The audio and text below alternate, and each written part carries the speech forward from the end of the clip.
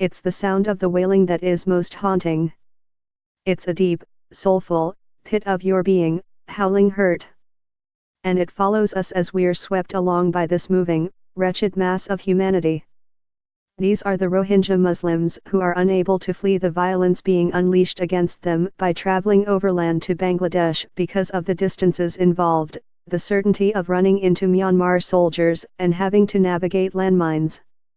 They've run in the only other direction they could, towards the beaches of Mongda district in Rakhine state, until they reached water and could go no further.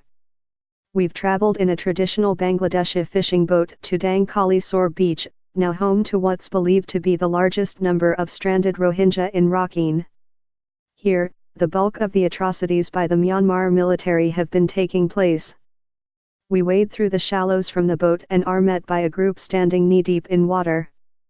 At the front, being held up by a young man, is a small, frail woman, with hollowed-out cheeks and sunken eyes. I grasp her upper arm to steady her as she wobbles and her thin frame takes my breath away.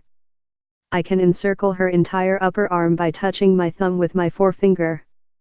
We follow the crowd along the beach. It's slow progress because of the sheer numbers. Men are crying openly. A woman walking behind me sobs continuously, big, helpless gulps of despair. Through night vision on the camera we can see the hordes of people around us, holding babies, grasping tiny hands, propping up their elderly. We're constantly stopped as parents thrust their babies at me. One father holds his baby boy's skinny little leg, imploring me to feel how slight it is. A young woman is holding a newborn and she tells us her baby was born a week ago, right on this beach. Some of them have been here for 2 months, trapped on this sand prison, they say. There is an army outpost nearby, they tell us, and landmines beyond the beach prevent them from returning inland, to their villages.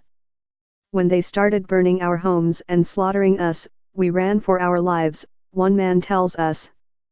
We ran towards the beach and the soldiers guided us past the landmines down a path to the shore, then they sealed the path behind us. Now we're trapped here. They tell us repeatedly of killings and rapes at the hands of the Myanmar military. As I'm talking to one mother, asking her about her baby, how old he is, where he was born, others push their way through the crowd. Suddenly there are rows of women cradling their young ones in their arms. A 19-year-old girl says she gave birth the day before and we can see the umbilical cord is still attached. She's half hunched over, her face twisted in pain. The captain of our boat has said we can take about 15 people back with us. It was taking in water even on the trip over, with his crew scooping out bucket loads from the bottom minutes after we set off. He is keeping a careful count of who is coming on board. The girl insists on her mother, and the father of her baby, coming too. The Rohingya are Muslims who live in majority Buddhist Myanmar.